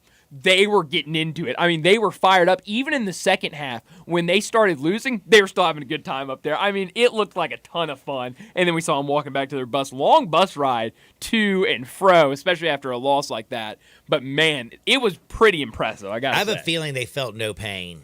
They were probably on the way back. They weren't feeling any probably pain. Not. But they looked like they were having a good time. And except, kind of. First half, I bet they were partying. Yeah, kind of high school level chants, though, which I was like, all right, come on, we can do better than that. The classic, you can't do that after a foul. I'm like, all right, this is not, it's not high school basketball. We're this college, this Division I college basketball. Let's get a little bit better than that. And then whenever a Tiger player would go up to the free throw line, they'd go, brick, brick, brick. It was great. I mean, they looked like they were having a good time. Oh, my God. I'm glad that they went home, though, losers. Yeah, me too. Because, man, yesterday, that would have been bad. I know everybody was celebrating. I know that the Beale Street Merchants Association is very happy that the Tigers came back and won because it was everybody a really went out there good and crowd, and it got loud in the second half. I don't know how it sounded on television, but was great. Boy, it was loud inside. Totally different first half from second half. It really, really, really was. Now, I got to also tell you that this weekend, man, hopefully you celebrated after the big Tiger victory. If you celebrated, I hope you did it with the best spirit. The best spirit's obviously Tito's handmade vodka. It is a top 10 vodka by every metric. It's a top 10 spirit in the world by every metric. I mean, Tito Beverage, he came up with the recipe. He decided to make it 100% corn, so it's gluten-free. He decided to still it 6 times and then still them in classic copper pots, small batch, very unique flavor, slightly sweet with the black pepper note. It balances everything out. Doesn't matter if you're crafting a cocktail or drinking it neat. Make sure you always drink the best, and that's Tito's handmade vodka. Let's go to Hardinwood. This is Access Hardinwood. Okie dokie. So out there in the world, there's always a little something crazy going on. You know what I mean? I know what you mean, John. Like always something. And then I see this, and now I know that the whole world is a little bit crazy. Guess what scientists are preparing to send into space? I don't know. What are they preparing to send into space, John? It's the first opportunity. They are sending a 100-foot square sun shield. It's a prototype to see if it can block small amounts of solar radiation. If it works out well, they plan on shooting one up in the sky, but they want the whole world because they say it will cost trillions and trillions of dollars. But if they send this and it works the way they believe, the scientists believe it works, they could lower the Earth's temperature by 2.7 degrees in only 2 years. Interesting. You know, because everybody's talking about global warming, global warming, global warming. When I was a kid, though, did you know, when I was a kid, when I went to school, do you know what we were all worried about? Technology. No, they all said that that the world was cooling. Oh, we were going to have the second ice age. And we were going to have another ice age. So, like, in the 80s, we were having an ice age. We were about to have an ice age. And then in the 90s, it switched to, whoa, no, the world's not cooling, it's heating up. Interesting. But they're going to send this thing in outer space, man. Good luck. It says, here it is. It's, according to the National Oceanic and Atmospheric Administration, the world's average, it could roughly lower the temperature in 2 years by 2 degrees Fahrenheit. Huh. Mm-hmm. John, as much as we all fear of, like, comets and stuff like that, like, hitting the planet, I don't know if I want a giant sun shield revolving around the planet. Well, it's not like it's going to keep the world dark. It doesn't block any sun. It only blocks the radiation. Am I going to be able to, like, see it? You wouldn't be able to see it. What if I had a telescope? Like, this could be like one of the greatest Ponzi schemes. Like, this could be a Madoff-esque, like, Ponzi scheme. Yeah, we're going to send this shield that you can't see. That's not going to. You're not going to know it's there. Huh. But let me just tell you, for $7 trillion, we'll put this up here. It'll lower the Earth's temperature by 2 degrees. 100 foot sounds like a lot, but when you put that up in space, it's really... No. This is the prototype. This is just to say that they can do it. What's the actual one? How big is that going to be? The group of scientists who've come up with this say they're sending up the prototype. So the prototype's going to be in space. They're actually sending it like it's happening. Like it's going up like in a couple weeks or something. So how do you figure out if it works or not? Well, that's what they're gonna measure it over the small amount of land that it'll be over and see if it does stop. Like you'll be able to tell. They said like if you look up the shield, if it's stopping cosmic radiation. Interesting. Which heats up. Does the planet. It say like how long the prototype's gonna? It's 100 square feet. But how long? Like how long does it take to get this like data back? No, it doesn't say that. Interesting. At least in the I didn't know. Like, can you decide that it worked this much in like months, or is that like a couple of years thing? They say that they're going to be able to tell how, they'll be able to transition away from dirty energy, blah, blah, blah. It says here, it says they'll be able to tell within months if it's effective and how much atmospheric radiation that it prevents. But this is the thing that they say. They say, but everybody in the world is going to have to chip in to do one all the way around the world. They estimate would cost $7 to $10 trillion. Again, this could be the ultimate Ponzi scheme. I think our taxes are gonna go up when they figure out that it works. Like, all right, everyone's got to chip in. Every single person. This is for your good. It's wild. Our taxes go up for this. What'd you call it? A sun? It's they call it sunshade. A sun shield. Good Lord. But hey man, world's crazy. Hey, good for them. If it helps the planet, cool. I know one thing. If we can stop atmospheric radiation from hitting the planet, we should be able to fix Joe Burrow's wrist. You heard about the bad news? So last year, remember when he hurt his wrist? Yeah. It's now being reported that a lot of people believe, like this is from one orthopedic surgeon who's found out that his wrist injury is, well, it's a lot worse than a lot of people believed. Yikes. that they think that he will only be able to gain about 80% of his full motion compared to what he had. And again, this is his throwing wrist. Now, Joe Burrow is an absolute freak. This is a guy who signed a 5-year, $275 million deal just a couple years ago. But it was orthopedic surgeon Jesse Morris who shed a little bit of light that kind of scared people, saying that when they looked at it from what they thought it was, when they got in there, it was far worse than what they expected. And it's going to be a complex recovery. And I'm just wondering, like, are we ever going to get the best of Joe Burrow now? I didn't know about this. No, that's terrifying. That's terrifying if you're a Bengal fan. That's Absolutely. also terrifying as a football fan who, like, right now, a lot of people have number one Pat Mahomes. Sure. And they believe the second best quarterback that's up and coming could be Joe Burrow. I mean, the dude did go to a Super Bowl and beat Pat Mahomes. Yeah. With the Bengals, by the way, okay? I mean, poor guy. I mean, he really has gone through a ton of injuries since getting to the NFL. Had to leave. Couldn't get it done at Ohio State. Had to head to LSU to get things done. You know what I'm saying? It's been a career for him. Justin Fields, by the way. Speaking of Justin Fields, who was starting at Ohio State over my man Joey Burrow. Still no word about what's going to happen with him and where he's going to go. A lot of people say Caleb Williams shouldn't be number one. Did you hear Dan Orlovsky come out and say that he would take Jaden Daniels over Caleb Williams? Really? Yep. Interesting. Mm-hmm. You know, a lot of people are worried about maybe these red flags that, since he's not giving his medical to anybody or kind of do goes to medicals the at beat of his own combine. drum. Yeah, and he's like almost like challenging the way a rookie comes into the NFL. Because I mean, we've heard this. He wants like equity in a team. Like yes, he's asking teams if he can get. Is that the max a rookie can get, or can we talk more money? Yep. Maybe make a bonus that gets more than money. I mean, he's doing things that are not normal. Yes, he is. He's definitely bucking the system. You could say Yeah. that. A couple other little interesting notes out there in the whole world. Did you see the gosh daggum, what is it?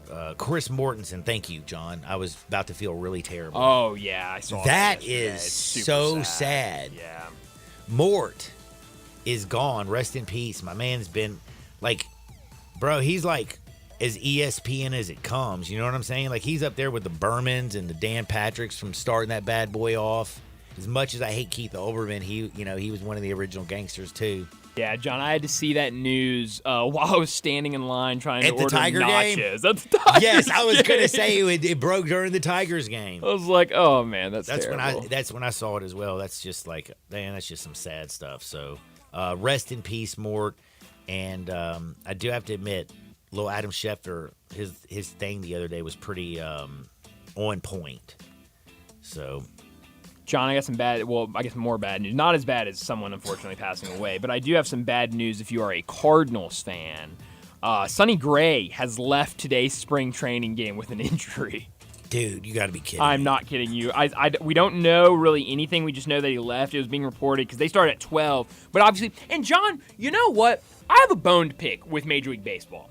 Because why in the world is every spring training game not televised in some way or streamed at least in some way? That's a great point. It is 2024. The one thing, though, I can say at least I'm grateful for, at least the MLB network shows every That's a good single point. day. And some games. There's a good, and also just for anybody that might have MLB TV, there's a great thing they do every single day on MLB.tv that you can go on, and in like 10 minutes, you get at least one highlight, maybe two highlights, and they'll talk about it a little bit of every spring training game that happened that day. So you can get kind of caught up on just kind of all the big things that happened, who really stood out in those games. But this Cardinals game is one that is not televised or streamed anywhere. And so I'm seeing a lot of reports on social media that Sonny Gray called for trainers to come out. Walked right and off. Then, that's not good. They came off with them. So that's not good. But also, John, you know how many ESPN Plus games I watch, whether it's baseball, basketball, I'll even watch some like Division II football games on YouTube that they'll have the radio broadcast over just video. I don't know why we can't do that with these spring training games. It's Major League Baseball. Find a way to video all these games. I don't care if it is one stationary camera behind home plate. Just let me see it. The other day, we did not get to see Paul Skeens go up against John. We had the number one pick pitcher versus the number one pick that was hitting with the number one pick in another draft catching with another number one pick on deck. We didn't get to see it because it wasn't on TV. And that's Olivia Dunn's dead gum boyfriend. It's another good point. By the way, I did watch a little LSU Alabama gym. Did you really? Gym over the weekend. Did she go? Yeah, I did. Wow, how'd she look? Always absolutely stunning. Stunning. I met gymnasticsing. Oh yeah, she was good at it. That's why she's popular. Right. Now I disagree, but okay. Well, yeah, it's more about her looks. It's definitely more about her looks. What else was I getting ready to say? Oh, okay, Caitlin Clark did her thing, but the other thing over the weekend that I noticed that a lot of people probably aren't going to talk about is because it's women's softball. But did you know Oklahoma's women's softball team actually lost? I did. They lost to Louisiana, didn't they? Louisiana Lafayette. Yeah. What's Louisiana? Yeah, I think. I think. Is I it don't just know. Louisiana? I think they changed it, but I think everyone still calls them Louisiana Lafayette. But I think they want to go by Louisiana. Okay, I can believe that. But no, they had won 71 straight games. Yeah, crazy. That is crazy impressive because Insane. again, this is softball. Like, you don't win that many games in a row. You know what I mean? Very tough, yeah. Like, this ain't that's just crazy impressive. And then I think the wildest thing that I saw over the weekend had to be the beatdown that Boston put on the Golden State Warriors. Dude, that was crazy. I mean, damn, bro. That's now this Boston team. They better win a title because they now have 3 50-point wins on the season. Crazy. One against the Grizzlies, right? Yes.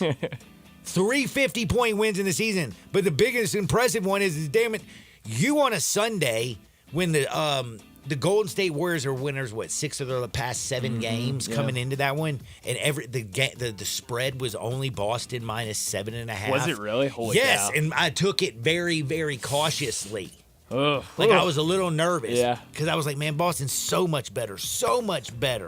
But damn it, this Warriors team's kind of hot.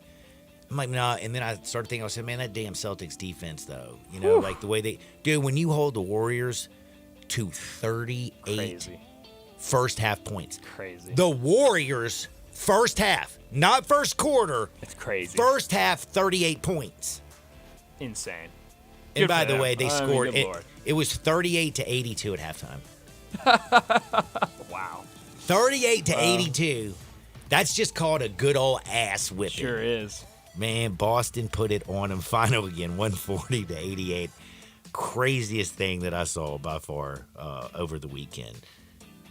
Man, see, it's right there with the Tiger comeback. I was about to say, the very Tiger similar, comeback, kind of. Like the first Down 2.5 minutes of that game, like I went from being the most angry person on planet Earth to, oh my God, look at this team. Crazy. Oh, you should have seen me, man. I was like, I believe it.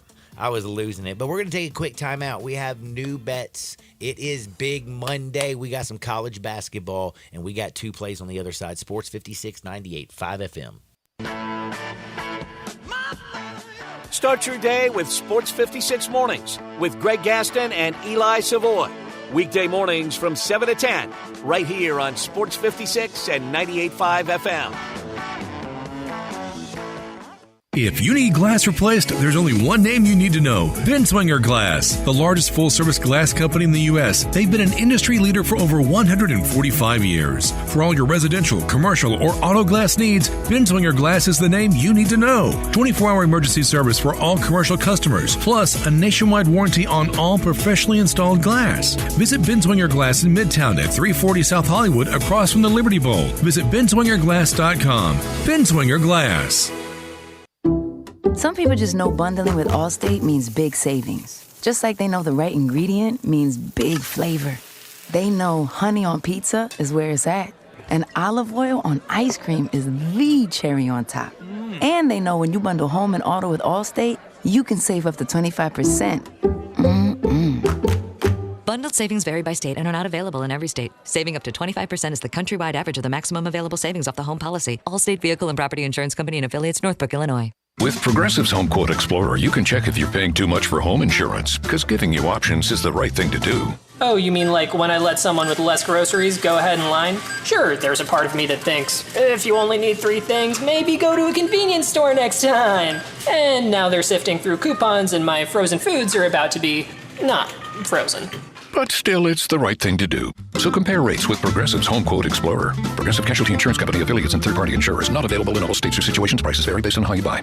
Join us celebrating 26 years of Napa Cafe. Hi, I'm Glenda Hastings, owner of Napa Cafe, and I'm inviting you over for dinner. Treat yourself tonight with a delightful dinner of scrumptious combinations, fresh salads, homemade soups, or maybe start with an appetizer, like our baked Dungeness crab dip with manchego cheese, lemon, garlic, and French baguette toast. Drift into one of our fresh seafood dishes, like the caramelized sea scallops with curry beurre blanc, black forbidden rice, and Thai mango salad. Or our ancho honey glazed salmon with creamy black bean puree, avocado pico de gallo, and jalapeno crema.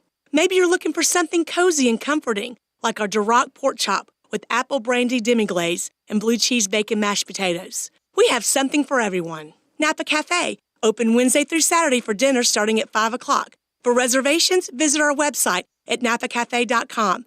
Come join us as we celebrate 26 years of Napa Cafe. I'd sure love to see you.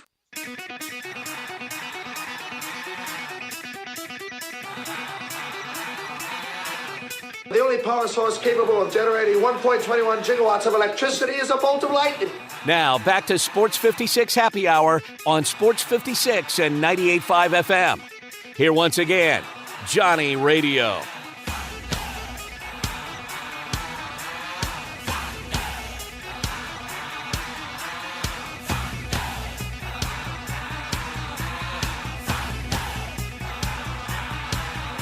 Welcome back to a little Sports 56 Happy Hour. I am your buddy Johnny Radio.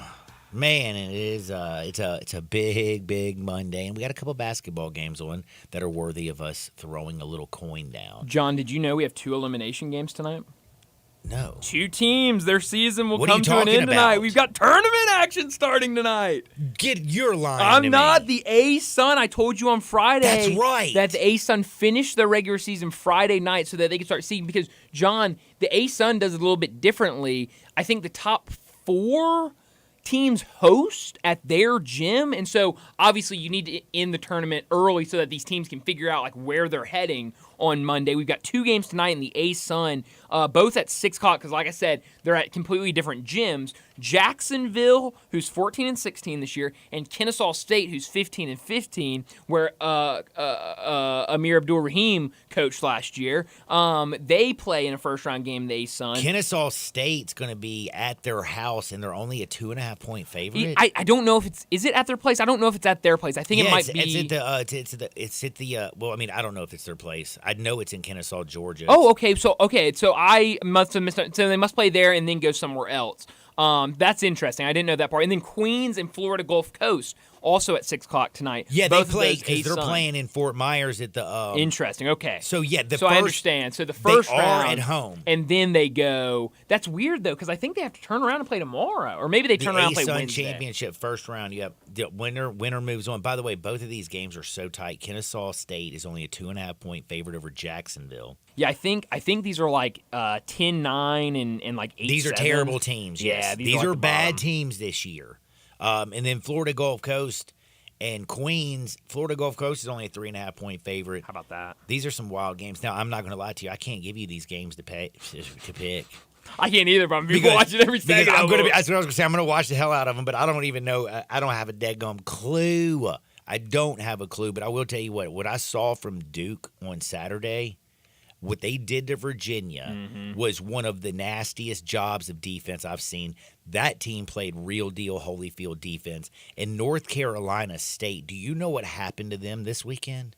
John, I'm sorry. I have no idea what happened to them. Bro, they had a collapse, a monumental collapse. Who'd they play? They were beating They were like at halftime. They were up on North Carolina by 7 points. That's right. I watched the game because I live bet it at halftime. You could get North Carolina for like minus 120 on the money line. I saw that. I bet too. that. I didn't touch it. I wish I did. I was scared because the Wolfpack looked so good, and then The North Carolina Tar Heels pulled a Memphis. Yeah, sure did. And held them to 25 second-half points. NC State couldn't do anything. North Carolina came back and won by 9. But it was an ugly start to the second half in that game. It was. Like, both teams were absolutely pathetic at first, and then all of a sudden North Carolina Tar Heels put it on. NC State tried to make a little bit of a run late, but just couldn't. It wasn't enough. You got to give a little credit. I just feel like that emotional letdown, that loss, and then Duke, the way they dismantled Virginia and the way that they are looking, I don't care if this thing's in Raleigh. I'm going to lay Duke and lay the 6.5 points. I like that. I mean, Virginia could not score on the Duke defense. They were filthy. And Kyle Filipowski is playing like a man possessed. Again, I told you little Timothy, the theater major, wasn't going to hurt that big guy. John, you could almost make an argument it fueled him. It fueled him. It fueled the fire. And that burning desire is nasty. Now, because I like Duke minus the 6.5, if you look at Baylor, the other one on Big Monday, they're a 6.5-point favorite over Texas. Baylor had a huge emotional win against Kansas on Saturday. They played really good basketball. Texas, however, went into Lubbock and beat Texas Tech. Pimp slapped Oklahoma State. And I think they pull out the pimp ham tonight. I'm taking Texas on the money line. Upset City on Big Monday. Give it to me. All right. I think the Longhorns come out, and I think they dominate in the paint. I don't think Baylor hits enough threes. I'm taking Texas money line tonight to drop Baylor. Man, I hope you win a ton of money. I'll be watching the Grizzlies. Yeah, we will. 6:30. But I ain't touching that with a 10-foot No, pole. thank you. Minus 10.5 currently. The Grizzlies are getting 10.5 against the Nets. The total only 2 and a 6.5. Just feels like a game you just kind of watch, you root, and you don't touch. Hope everybody has a wonderful Monday. Hopefully I come to work in a better mood tomorrow, Dacus. For Bryant Dacus, I'm John Harden. Get out there, make the world a better place. We'll see you on the flip side. Peace. This is hard to believe, but the Hyundai Santa Fe is actually better. I know, that's crazy, isn't it? The 2024 Santa Fe is new, top to bottom, and even better than before. It's almost as big as the Palisade, so roomy, and now it's got a standard third row. Everybody's clamoring for that. And it's the best SUV when it comes to the ride than ever before. You know how with SUVs you love it because you're sitting high, but you don't get that luxury kind of ride like a sedan? You do with the 2024 Santa Fe. It's the best riding SUV ever, and it's quiet. It's the ultimate family car. All you've got to do to be sold is to test drive it. The people at Homer Skelton Hyundai are saying, come try it. You'll love it. Homer Skelton Hyundai, right at the corner of Highway 78 and Craft Road. First exit in Mississippi. Go see the ultimate SUV, the 2024 Santa Fe. Nestled in the heart of East Memphis, located corner of Park and Cherry, is a beautiful